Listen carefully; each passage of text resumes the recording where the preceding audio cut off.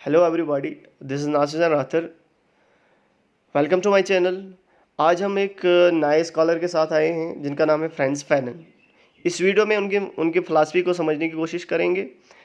इस वीडियो को देखने से पहले आप मेरे चैनल को ज़रूर सब्सक्राइब कीजिए, लाइक कीजिए, शेयर कीजिए और आगे अपने फ्रेंड्स को भी आगे उनको बताइए कि आप आ जाएँ और देखिए।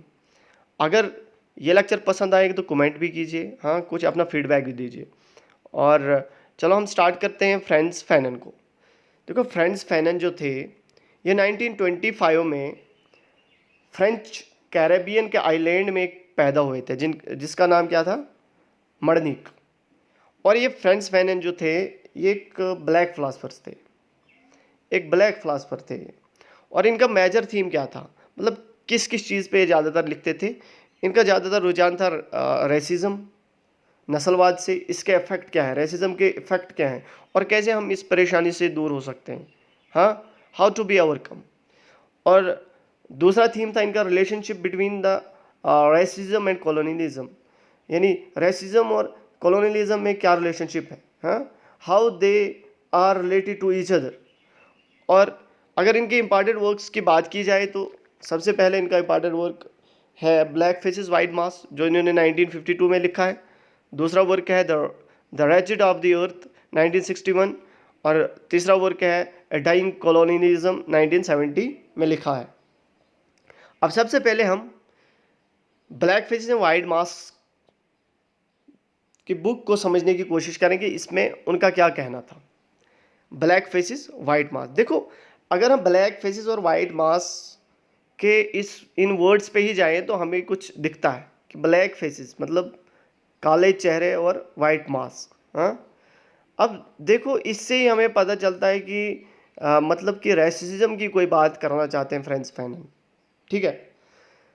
फ्रांस फैनन का कहना है कि रिलेशनशिप जो ब्लैक और वाइट पीपल्स के बीच में था वो कैसा था, एक कॉलोनियल सिचुएशन कैसी थी उस टाइम, मतलब कैसा रिलेशन उनके बीच में दर्शाता था, लोगों के सामने क्या क्या अपीयरेंस आते थे उस रिलेशन के बीच में, और कैसे वाइट पीपल जो है ब्लैक पीपल्स के ऊपर रूल कर रहे थे और कैसे उनकी आइडियोलॉजी को एक्सप्रेस कर रहे थे, कैसे उनकी आइडेंटिटी को ख़त्म कर रहे थे।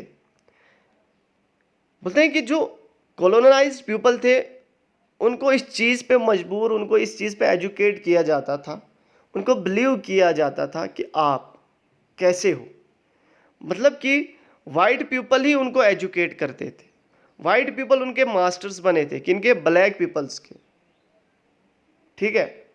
वाइट पीपल उनको इस चीज़ पे बोलते थे कि हम ही आपको एजुकेट कर रहे हैं। और वो एजुकेशन क्या थी, क्या एजुकेट कर रहे थे उनको, बोलते थे कि वाइट जो थे, जो वाइट हैं, जो वाइट पीपल वो रिप्रेजेंट करते हैं किसको, सिविलाइजेशन को। और जो भी दुनिया में है, जो भी दुनिया में अच्छा है उस चीज़ को वाइट रिप्रेजेंट करते हैं। ये वाइट का कहना था किनको, ब्लैक्स को, ठीक है।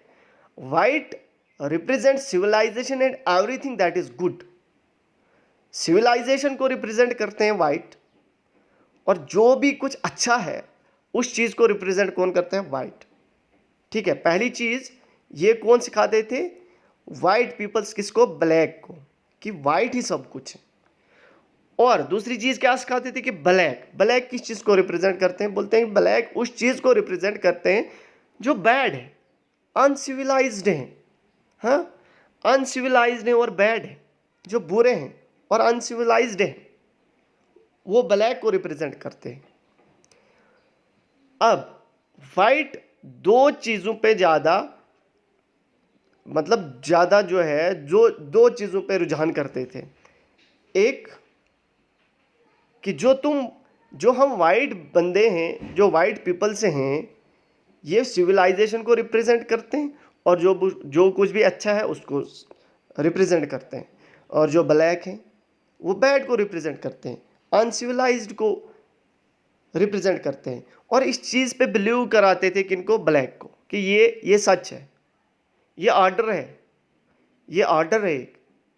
अब इससे क्या हुआ, अब स्टेटस किस पे डिपेंड हो रहा था, कलर पे। मतलब all that is white is good and all that is black is bad. हाँ, अब डिपेंड किस पे हो रहा था? कलर पे। हाँ, कलर सब कुछ डिसाइड कर रहा था ना, ठीक है। अब ब्लैक जो है ये क्या कर रहे थे, अपने कलर से ये अपने कलर को इन्फीरियर समझने लगे और अपने कलर से नफरत भी करने लगे ये लोग, क्योंकि इनको ऐसा ही एजुकेट कर रहे थे। वो अपने कलर को क्या करने लगे, अपने ओन कलर को इन्फीरियर समझने लगे। जब भी इन्फीरियर समझने लगे वो, तो इस इन्फीरियरिटी से ओवरकम होने के लिए वो क्या करने लगे, वाइट मैन्स के मैनर और बिहेवियर को अडॉप्ट करने लगे कि जो वाइट मैन करते थे वही चीज़ें हम भी करेंगे। हाँ, उनका रहन सहन, उनका खाना, उनका उठना, उनका बैठना। हाँ, क्यों? अपने स्टेटस को इंक्रीज करने के लिए, अपने स्टेटस को दुनिया के सामने लाने के लिए, ठीक है।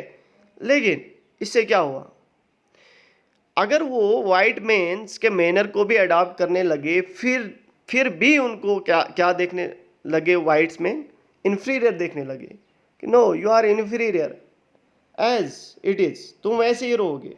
वाइट्स मैन की आंखों के सामने, उनके साइट के सामने वो ऐसे ही रहने लगे जो जैसे थे वो, हालांकि वो अपने स्टेटस को बड़ा बड़ा चढ़ा के दुनिया के सामने लाने लगे, वाइट्स मैन के सामने।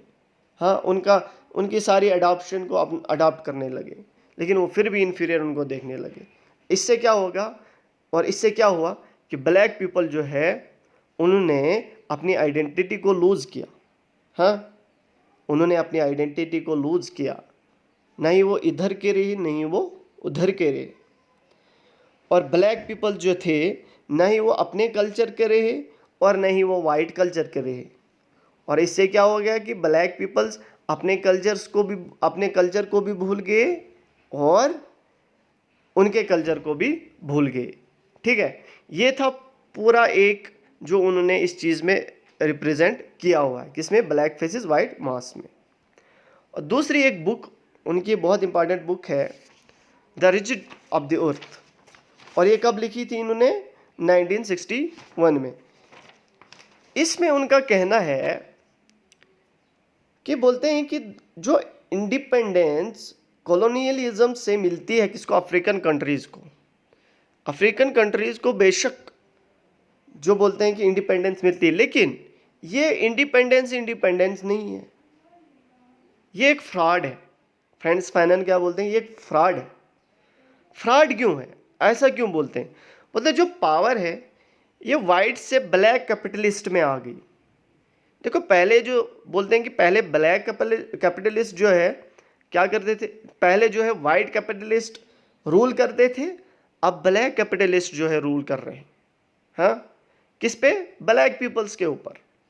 बोलते हैं कि जो एक्सप्लॉइटेशन है ये कंटिन्यू रही, चाहे वो वाइट के हाथ में जब पावर थी तब, या ब्लैक के हाथ में जब पावर आई तब। क्यों? पहले उनको कौन एक्सप्लॉइट करता था, वाइट्स। अब कौन एक्सप्लॉइट कर रहा है, ब्लैक कैपिटलिस्ट। क्योंकि कैपिटलिस्ट का काम ही है एक्सप्लॉइट करना नेचुरल रिसोर्सेज को, और किसको, लेबर को। बोलते हैं कि अगर ऐसा है तो ऐसी फ्रीडम का क्या फ़ायदा।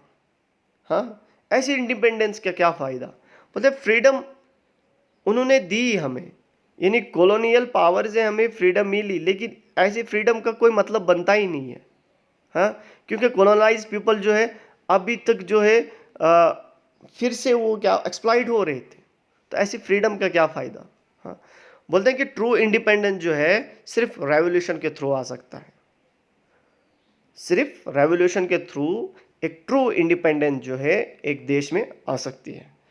ये थे इनके मोटे मोटे दो कंसेप्ट, इनको हमने इस वीडियो में समझने की कोशिश की। आई होप कि आपको समझ में आया होगा। अगर समझ में आएगा तो लाइक और कमेंट ज़रूर कीजिए। Thanks, have a nice day.